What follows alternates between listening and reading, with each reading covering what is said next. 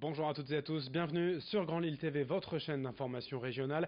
Nous sommes le mercredi 16 janvier, voici sans plus attendre vos prévisions météo. Aujourd'hui encore un temps couvert et humide, des perturbations nuageuses qui s'enchaînent avec des averses. On n'aura guère le droit au répit ou au soleil. Aujourd'hui, encore et toujours un temps perturbé et agité, mais dans l'ensemble plutôt doux, des températures de saison avec du vent de sud-ouest, 7 degrés prévus à Lille aujourd'hui.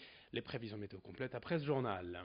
À la une, tout d'abord une première image dans l'actualité, les vœux à la presse du président du département du Nord, hier à Lille, en pleine crise sociétale. Jean-René Le Cerf n'a pas manqué d'évoquer les gilets jaunes et la politique sociale menée dans le département. Depuis le début de son mandat, il a souhaité en effet réduire le nombre d'allocataires du RSA en chassant avant tout les abus et les bénéficiaires passifs. Et aujourd'hui, malgré le coût toujours important du RSA dans le Nord, 500 millions d'euros par an pour 110 000 allocataires, l'année 2019 s'annonce quand même plus heureuse pour les finances départementales, car l'État s'est engagé à apporter des fonds aux collectivités afin de lutter contre la pauvreté. On écoute donc Jean-René Le Cerf au micro de Xavier Silly. Notre taux de foncier bâti, puisque c'est le seul taux que nous contrôlions, est le plus bas et de loin de l'ensemble des départements de la région Hauts-de-France. Donc je pense qu'on est effectivement sur une fiscalité raisonnable. Nous n'avons pas l'intention effectivement de l'augmenter encore au cours de ce mandat. On a des résultats effectivement, notamment sur le RSA, qui nous permettent de faire face à nos responsabilités. Ça va paraître une banalité, mais ça n'a pas toujours été comme ça. Je paye 12 mois de RSA par an. Et un mois de RSA, c'est quand même autour de 57 millions, donc c'est pas rien. Je fais face effectivement à des allocations individuelles de solidarité qui représentent plus d'un demi-milliard, qui représentent donc plus de 500 millions d'euros. C'est quand même de la solidarité nationale et c'est quand même le département qui est amené effectivement à en prendre sa large part. Mais là aussi, je dis, parce que je ne suis pas magicien, que c'est avec les économies que je compte réaliser sur le RSA en remettant de plus en plus de monde au travail que je pourrais mieux financer les maisons de retraite, que je pourrais mieux financer les structures pour les personnes vivant avec un handicap ou mieux financer l'aide sociale à l'enfance. Depuis des dizaines d'années dans le monde, l'industrie agroalimentaire utilise bon nombre de produits de conservation, aujourd'hui de plus en plus critiqués, car ils ne seraient pas sans risque pour notre santé. C'est le cas par exemple du sel nitrité, utilisé notamment pour donner sa belle couleur rose au jambon. Mais d'après le Centre international de recherche sur le cancer, les nitrites seraient probablement cancérigènes et à éviter du coup. Certains industriels, mais aussi des charcutiers, des éleveurs se passent aujourd'hui du sel nitrité dans leurs recettes. Certes, ces produits se vendent un peu plus cher car ils nécessitent une préparation différente, mais c'est là certainement le prix de la qualité. Explication avec un éleveur dans la région au micro de Marine Kijek. L'abandon du sel nitrité, on n'a plus cette odeur, ce goût de sel que l'on avait tout de suite quand on dégustait. Alors aujourd'hui, c'est vrai qu'on retrouve, on se rapproche du produit naturel, comme je le disais tout à l'heure, et on n'a plus cet effet salé, si vous voulez. Donc c'est normal, étant donné qu'on a retiré le sel nitrité.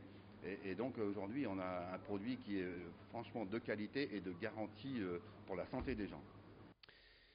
On enchaîne dans ce journal avec toute autre chose, ou presque. Une question, en tout cas pour vous, que diriez-vous d'accueillir chez vous des poules pondeuses, plus assez rentables pour l'industrie et l'élevage? Elles sont d'ordinaire envoyées à l'abattage, à l'abattoir à l'âge de 18 mois, mais depuis près d'un an, l'association Les Ch'tites Cocottes de Réforme récupère ces poules pour leur offrir une seconde vie. Tout est légal, l'agriculteur les revend 2 à 3 euros selon leur état.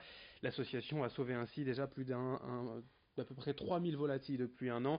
Et rien que la semaine dernière, 400 poules ont été récupérées, attendent aujourd'hui d'être accueillies. Pour avoir une poule chez soi, comptez 3 euros l'adoption, mais il faut bien sûr avoir un extérieur, un poulailler. Explication au micro de Vincent Vieillard.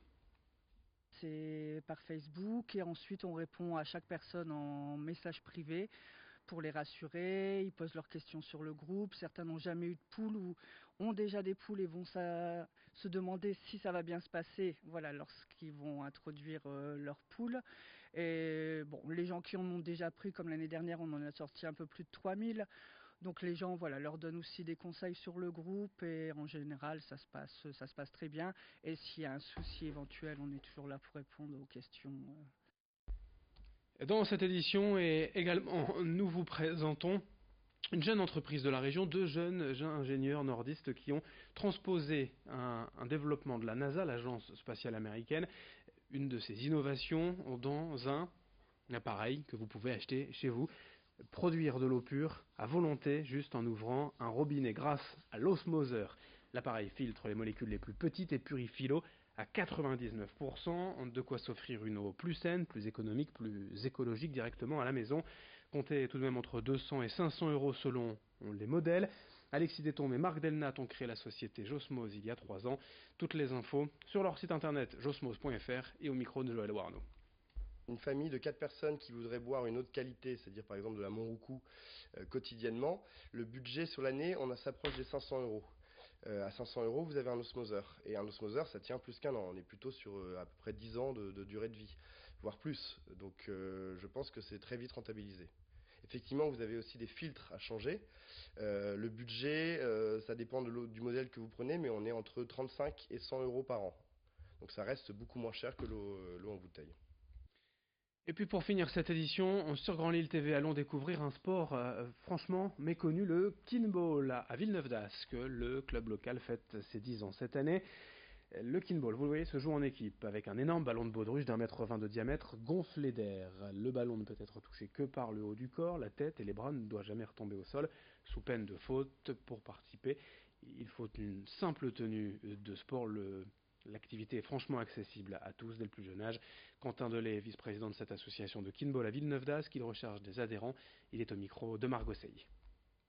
Ouais, donc cette année, le club fête ses 10 ans de création. Donc, le club a été créé par Guy Delem il y a 10 ans maintenant. Et du coup, pour fêter ça, le samedi 26 janvier, on organise une petite animation. Donc, ça se passe l'après-midi au COSEC à Villeneuve-d'Ascq, donc sur le campus de la Cité Scientifique.